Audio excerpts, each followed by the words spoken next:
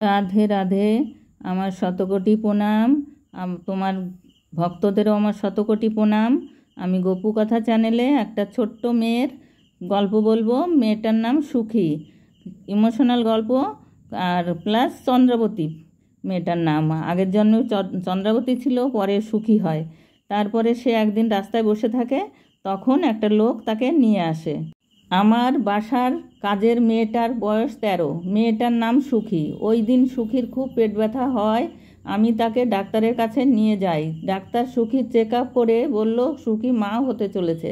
কথাটা শুনে আমার মাথার আকাশ ভেঙে পড়ল, কারণ এটা কিভাবে সম্ভব? সুখী অবিবাহিত, আর আমার বাসার আমি আর অরণ্য ছাড়া আর কেউ নেই।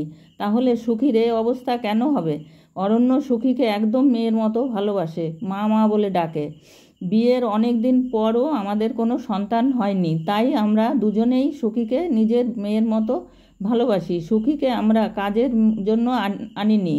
আমি সারাদিন বাসায় একা থাকি, তাই অরণ্য সুখীকে নিয়ে আসছে যাতে করে আমার যেন একা না লাগে। কিন্তু সুখী এ হাল কে করলো? আমি পিঠ ও পিঠ ভেবেও কিছু পাচ্ছি না। তাই কিছুটা বিস্মিত হয়েই ডাক্তারকে বললাম, আপনি হয়তো কোথাও ভুল করেছেন। এত ছোট বাচ্চা প্রেগনেন্ট হতে পারে না, আর ওর তো এখনও বিয়েই হয়নি। ডাক্তার আমাকে জোর দিয়েই বলল যে সুখী প্রেগনেন্ট অ্যান্ড 2 মাস রানিং। আমি ডাক্তারের কথা বিশ্বাস করতে পারছিলাম না, কিন্তু সব রিপোর্ট সাক্ষী দিচ্ছে যে সুখী মা হতে চলেছে, তাই বিশ্বাস না করেও পাচ্ছিলাম না। তাহলে কি অরণ্য সুখীর সাথে এমন করেছে? না, আমি কি ভাবছি? দীর্ঘ 7টা বছর প্রেম করে অনেক কাঠ খড় পুড়িয়ে আমি অরণ্যকে পেয়েছি। আমাদের বাচ্চা হয় না, ঠিক আছে, কিন্তু অরণ্য এসব নিয়ে আমাকে কখনো আঘাত করে কথা বলে না, বরং কেউ কিছু বললে আমাকে সান্ত্বনা দিয়েছে। তাহলে সুখীর সাথে কে এমন করলো? এসব ভেবে ভেবেই যেন আমার মাথা ঘুরছিল। আমি কিছু না পেয়ে ডাক্তারের চেম্বারের থেকে বের হয়ে আসলাম। বাসায় এসে সুখীকে জিজ্ঞেস করলাম, মা, তোমার সাথে কেউ কি কোনো নোংরা কাজ করেছে? তুমি কি বলতে পারবে মা? তোমাকে কোনো ছেলে ধরেছে কখনো? সুখী কথাগুলো শোনে যেন আমার কথায় মানেই বুঝতে পারছিল না। সে হয়তো বুঝতেই পারছে না আমি কি বলছি। কিছুটা না বুঝেই আমাকে উত্তর দিল, কী হবে মামনি, আমার তো কিছুই হয়নি। আর কিসের নোংরা কাজ কথা বলছো? তুমি বুঝতে পারছো না?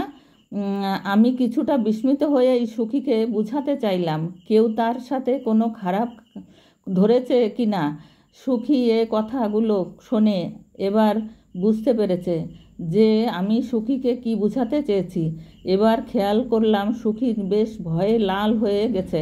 মনে হচ্ছে কিছু একটা সুখী লুকাচ্ছে আর আমাকে বলতে চাচ্ছে না। আমি বারবার ওকে জিজ্ঞেস করছিলাম, সত্যি করে বলো, কেউ কি এমন করেছে? বারবার একই কথা জিজ্ঞাসা করার খেয়াল করলাম সুখী ভয়ে কাতর হয়ে যাচ্ছে আর না সূচক মাথা নাড়াচ্ছে। আমার বুঝতে বাকি রইল না সুখী আমার কাছে কিছু একটা লুকাচ্ছে। কিন্তু এটা কি? তাহলে কি অরণ্য সুখীর এ হাল করেছে? না, আমি এসব কি ভাবছি? আমার অরণ্য এমন কখনো হতে পারে না।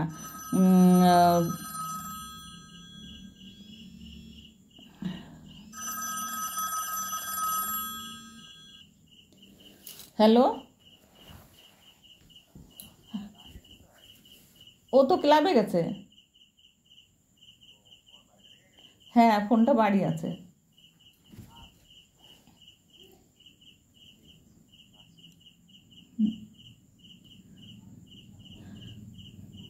অরণ্য এমন কখনো হতে পারে না, সুখীকে নিজের মেয়ের মতো ভালোবাসে। আমি এসব কি ভাবছি? তাহলে সুখীর এ অবস্থা কে করলো? কথাগুলো যতই ভাবছি ততই মাথা ঝিমঝিম যাচ্ছে। সারাদিন আমার এভাবেই কাটলো, কোনো কাজ করতে আর মন চাইলো না। সন্ধ্যায় অরণ্য এসে খেয়াল করলো আমি বিমর্ষ অবস্থায় বসে আছি। অরণ্য আমাকে এভাবে বসে থাকতে দেখে জিজ্ঞেস করলো, কি ব্যাপার, তোমার কি কিছু হয়েছে? এভাবে যে বসে আছো মনমরা হয়ে? আমি নিজেকে একটু সামলিয়ে ভাবতে লাগলাম অরণ্যকে কি ঘটনাটা বলবো নাকি বলবো না। মনে মনে ভাবলাম এখনই বলবো না। অরণ্য জড়িত থাকলে তাহলে হাতে নাতে ধরতে পারবো না। তাই অরণ্যকে উত্তর দিলাম, না, এমনি বসে আছি, মনটা ভালো লাগছে না। সুখীর পেট ব্যথা ছিল, তাই ওকে ডাক্তারের কাছে নিয়ে গিয়েছিলাম। সুখীর পেট ব্যথার কথা শুনে অরণ্য যেন বেশ অস্থির হয়ে উঠল। অস্থির হয়ে বলতে লাগলো, কি বললো ডাক্তার? সুখী এখন কেমন, কোথায় আছে? অরণ্যের এই অস্থিরতাটা দেখে আমার কাছে কেমন যেন মনে হতে লাগলো। আমি কিছুটা চমকালাম ওর এই অস্থিরতা দেখে। কিছুটা চমকে নিশ্চুপ কণ্ঠে ওকে বললাম, এত অস্থির হওয়ার মতো তো কিছু হয়নি, তাহলে এত অস্থির হচ্ছ কেন? অরণ্য হয়তো ভাবেনি অস্থির হওয়ার মতো কিছুই হয়নি। মানে সুখী অরণ্যর এই অস্থিরতাটা দেখে আমার কাছে কেমন যেন মনে হতে লাগলো। আমি কিছুটা চমকালাম। এর অস্থিরতা দেখে কিছুটা চমকে নিশ্চুপ কণ্ঠে ওকে বললাম, এত অস্থির হওয়ার মতো তো কিছু হয়নি, তাহলে এত অস্থির হচ্ছ কেন? অরণ্য হয়তো ভাবেনি আমি এমন একটা জবাব দেব, তাই আমার জবাব শুনে অরণ্য বেশ চুপসে গেল। চুপসে গিয়ে মুখটা বেশ ফ্যাকাশে করে বলল, অধরা, তুমি তো জানোই আমি তো সুখীকে মেয়ের মতো ভালোবাসি, তাই এই অস্থিরতাটা কাজ করছে। কিন্তু তুমি এমন জবাব দিলে কেন? হুট করে তুমিও তো সুখীকে মেয়ের মতো ভালোবাসো। ও, তোমাদের তো আমার পরিচয় দেওয়া হলো না। আমি অধরা, তেমন কিছুই করি না, একজন গৃহিণী। এই যে অরণ্য, উনি আমার স্বামী। 7 বছর প্রেমের প্রণয় ঘটে। আমাদের ভালোবাসা পূর্ণতা পায় 8 বছর আগে। এর মধ্যে আমাদের কোলে আলো করে কেউ আসেনি, তাই সারাক্ষণ একা নিশ্চুপ থাকতাম। তাই অরণ্য সুখী কে এনে দিয়েছিল যাতে আমার কষ্ট না হয়। অরণ্য সুখীকে কোথায় থেকে এনেছে দিয়েছে তাও আমি জানি না, তবে অরণ্য বলেছিল সুখী নাকি রাস্তায় খুব অসহায় অবস্থায় পড়েছিল, তাই নিয়ে আসছে। আমারও সুখীকে দেখে বেশ মায়া লাগলো, আর ওকে নিয়েই কাছে রেখে দিলাম। অরণ্য আর আমি দুজনেই সুখীকে নিজের মেয়ের মতো আদর করি। কিন্তু হুট করে ডাক্তার এমন বলায় বুকের ভিতর মোচড় দিয়ে উঠল, কারণ এ বাড়িতে আমি আর অরণ্য ছাড়া আর কেউ থাকে না। একজন এসে বাজার করে দিয়ে যায়, কিন্তু সে কখনো বাড়িতে প্রবেশ করে না। তাই সন্দেহের তীরটা অরণ্যের দিকেই গেলেও কেন জানি না মানতে পারছিলাম না। অরণ্যের প্রতি তীব্র ভালোবাসা আর বিশ্বাসের কারণে হয়তো এমন হচ্ছে। আমি অরণ্যের কথায় আর জবাবটা একটু এড়িয়ে গেলাম। অরণ্যকে বললাম, ওই রকম কিছু না, আমার ভালো লাগছে না, তাই আমি এরকম বলছিলাম। ফ্রিজে খাবার আছে, গরম করে খেয়ে নাও। অরণ্য আমার পাশে বসে বলল, তুমি খাবে না? আমি জবাব দিলাম, আমার মন চাচ্ছে না। অরণ্য এবার জবাব দিল, তাহলে আমি আর সুখী খেয়ে নিই। অরণ্যর মুখে সুখীর কথাটা শুনলেই যেন আমার গা জ্বালা শুরু হয়ে করলো। তবুও নিজেকে কিছুটা সামলিয়ে বললাম, আচ্ছা খাও। এই বলে রুমে চলে গেলাম। একটু পর রুমে কেন জানি না মন টিকছে না, তাই একটু ডাইনিং রুমে উকি দিলাম। ওকে উকি দিয়ে খেয়াল করলাম অরণ্য সুখীকে খাইয়ে দিচ্ছে। যদিও এ কাজটা অরণ্য এর আগেও করেছে, কিন্তু কেন জানি না আজকে মানতে পারছি না। তবুও নিজেকে সামলিয়ে নিলাম। হয়তো আমার ধারণাটা ভুল হতে পারে। রাতে অরণ্য আর আমি শুয়ে পড়লাম। হঠাৎ মাঝরাতে আমার ঘুম ভাঙলো। আমি ঘুম থেকে উঠে খেয়াল করলাম অরণ্য আমার পাশে নেই। আমি বিস্মিত হয়ে উঠে ওয়াশরুম চেক করলাম। খেয়াল করলাম ওয়াশরুমেও অরণ্য নেই। আমি এবার সুখীর রুমে দিকে এগোতে লাগলাম, আর খেয়াল করলাম একটা শব্দ সুখীর রুম থেকে বয়ে আসছে। ভয়ে ভয়ে সুখীর রুমে দিকে এগোতে থাকলাম। যতই এগোতে থাকলাম ততই বুকের কম্পন যেন বেড়ে চলছে লাগলো। মনে হচ্ছে এখনই আমার মৃত্যু ঘটবে। খেয়াল করলাম সুখীর রুম থেকে একটা চেঁচামেচির আওয়াজ হচ্ছে। সুখী মনে হচ্ছে ব্যথায় হালকা চেঁচাচ্ছে, আর কেউ একজন হয়তো সুখীর মুখটা চেপে ধরতে। তাহলে অরণ্য সুখীর এমন করছে না তো? ভাবতে যেন গাটা শিউরে উঠল, লোম দাঁড়িয়ে গেল, বুকের হার্টবিটটা বেড়ে গেল, ক্রমশ শরীরটা কাঁপতে লাগলো ভয়ে ভয়ে। দরজাটা খুললাম, দরজা খুলে খেয়াল করলাম ঘরে কেউ নেই। কিন্তু এ ঘরে যে কেউ একজন ছিল, একটা উপস্থিতি আমি ঘরে ঢুকেই টের পেয়েছিলাম। এখনও যেন জানি না, মনে হচ্ছে ঘরে কেউ আছে। আশপাশ খেয়াল করলাম, দেখলাম কেউ নেই। ওয়াশরুমে যখন চেক করলাম তখনও দেখি কেউ নেই। দরজা দিয়ে কেউ বের হয়ে তাড়াহুড়ো করে দরজার কাছে আসলাম, খেয়াল করলাম আশেপাশে কেউ নেই। তাহলে আমার ধারণা কি ভুল?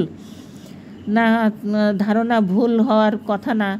যদি একান্তই আমার ধারণাটা ভুল হতো তাহলে সুখী এভাবে উলঙ্গ অবস্থায় খাটে পড়ে থাকতো না। খেয়াল করলাম সুখী উলঙ্গ অবস্থায় খাটে পড়ে আছে, তার শরীরে এক সুতো কাপড়ও নেই। শরীরটার দিকে তাকিয়ে অঝরে নিজের চোখ দিয়ে জল চলে আসলো, কারণ মেয়েটার শরীরটা এক অংশগুলো কাপড় দিয়ে ঢাকা থাকবে, সেখানে তার আঘাতগুলো কখনো লক্ষ্য করতে পারিনি। সুখীর সারাটা শরীর দাগ, কোনো খামচির দাগ আগে ছিল সেগুলো আর কিছু।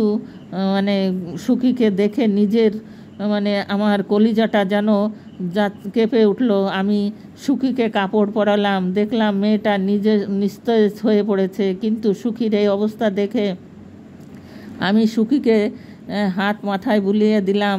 আমার হাতে একটা কামড় দিয়ে বলল, আমাকে ছেড়ে দাও, আমার কষ্ট হচ্ছে। সুখীর দাঁতগুলো যেন আমার হাতে বিঁধে গেল, ব্যথা হাতে লাগলো অনেক। আমি রুমে থেকে বের হয়ে গেলাম। হয়তো সুখী ভেবেছে আমি হয়তো সেই নরপশুটা, তাই এইভাবে আমাকে কামড়ে ধরেছে। কিন্তু এ ছিল কে? রুমে থেকে বেরোলো, রুমে কি তাহলে অরণ্য ছিল? ভাবতে ভাবতেই আমার মাথাটা ঘুরে গেল, সাথে সাথে আমি মেঝেতে লুটিয়ে পড়লাম। এরপরে কি হয়েছে জানি না, তবে মনে হচ্ছিল আমি এক পুড়া বাড়িতে আছি। পুড়া বাড়িটি দেখতে বেশ পুরনো হলেও তার কার্য ছিল কিছুটা স্বস্তির বিলম্বিত। বাড়িটা দেখতে লাগলো কি, ভিতর ঢুকতেই একটা সুন্দর মোমের পুতুল পেলাম। মোমের পুতুলটা দেখতে যেন একটা জ্যান্ত মানুষের মতো লাগছে। আমি মোমের পুতুলটা হাতে নিলাম, সাথে সাথে মনে হলো আমার দমটা আটকে যাচ্ছে, শরীর সব ক্রিয়া যেন বন্ধ হয়ে যাচ্ছে। আমি পপ করে খেয়াল করলাম শুয়ে আছি, আর অরণ্য আমার পাশে শুয়ে আছে। কিন্তু আমার স্পষ্ট মনে আছে আমি কিছুক্ষণ আগে সুখের রুমে ছিলাম, আর তারপর পাশেই আমি পড়েছিলাম। কিন্তু রুমে আসলাম কি কখন? আমাকে ভয় পেয়ে এভাবে উঠতে দেখে অরণ্য উঠে পড়লো, আমাকে ধরে জিজ্ঞেস করলো, কি হলো, এভাবে উঠেছ যে, কোনো সমস্যা হয়েছে? অরণ্যের কথা শুনে যেন আমি আকাশ থেকে পড়ছিলাম। তার মানে আমি এতক্ষণ স্বপ্ন দেখছিলাম? হতে পারে তো, হয়তো বেশি চিন্তায় এমন হচ্ছে আমি কিছুটা শান্ত হয়ে অরণ্যকে জবাব দিলাম, না কিছু না, এমনি। অরণ্য আমার হাতটা ধরে যখন কাছে নিতে লাগলো, আমার একটা ব্যথা অনুভব করলাম, আর হাতের দিকে তাকিয়ে দেখলাম কামড়ের দাগ। তার মানে কিছুক্ষণ আগে ঘটনার সত্যি ছিল, কারণ কামড়টা আমাকে সুখী দিয়েছিল। তাহলে আমি এখানে আসলাম কীভাবে? অরণ্যের দিকে তাকিয়ে খেয়াল করলাম ওর মধ্যে একটা অস্থিরতা কাজ করছে। হতে পারে অরণ্য আমার কাছে কিছু লুকাচ্ছে, আমাকে রুমে এনেছে, আর আমার জ্ঞান ফেরার পর হয়তো নাটক করছে, যাতে করে আমি ঘটনাটা দুঃস্বপ্ন ভাবি, ভুলে যাই। না, অরণ্যের বুঝতে দেওয়া যাবে না আমি ধরে ফেলেছি। তাই অরণ্যের আমি ভালো ব্যবহার করতে লাগলাম, বোঝাতে লাগলাম আমি হয়তো স্বপ্নই দেখেছি। অরণ্যকে বললাম, হয়তো স্বপ্ন দেখেছি, বাদ দাও, ঘুমিয়ে পড়ো। অরণ্য আর কোনো কথা না বাড়িয়ে আমায় মাথায় হাত বুলাতে লাগলো। আমার মাথায় হাত বুলাতে অরণ্য ঘুমিয়ে গেল, কিন্তু আমার চোখে এক ফোঁটা ঘুম আসলো না। সারা রাত আমি এইভাবে জেগে থাকলাম। আবার একইভাবে পরদিন মাঝরাতে আমার ঘুম ভাঙলো। খেয়াল করলাম অরণ্য আমার পাশে নেই। ওয়াশরুম চেক করলাম, খেয়াল করলাম মনটা বেশ শক্ত, খুশির রুমের দিকে এগোলাম। পূর্বের দিনের আজকেও খুশির রুমটা, একই রুম শব্দ ভেসে আসছে। আমি খুশির রুমটায় প্রবেশ করলাম, খেয়াল করলাম খুশির রুম কেউ নেই, কিন্তু খুশি অবস্থায় পড়ে আছে।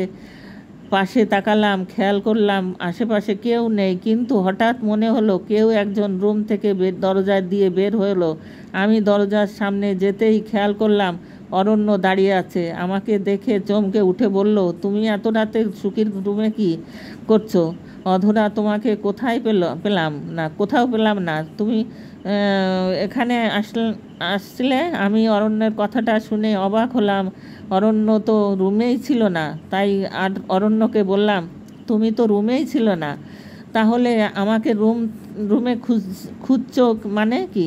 অরণ্য আমাকে বিনয়ের সহিত জবাব দিল, আমি ব্যালকনিতে ছিলাম।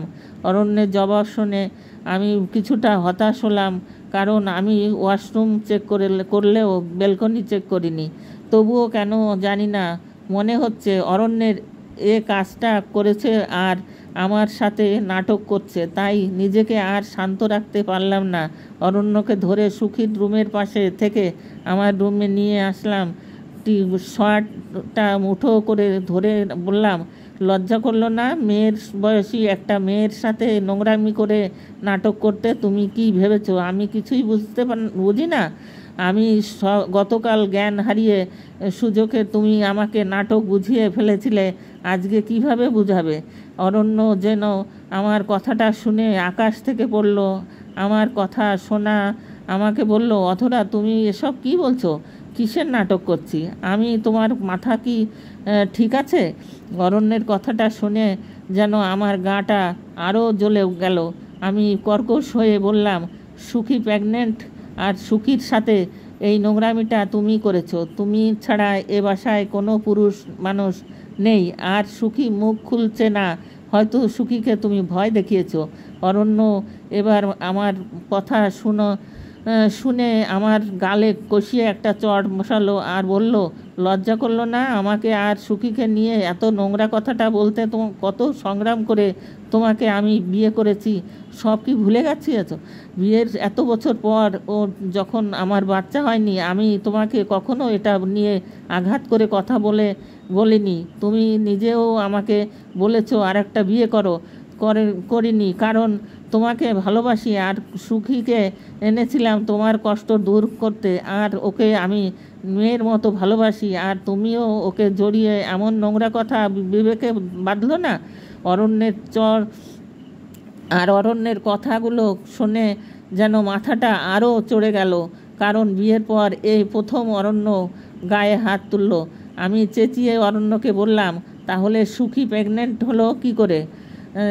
আমি ওই রুম থেকে কাউকে বের হতে দেখেছি, আর আমি যখন সুখীর রুম থেকে দরজার সামনে আসি তখন তোমাকে দেখি।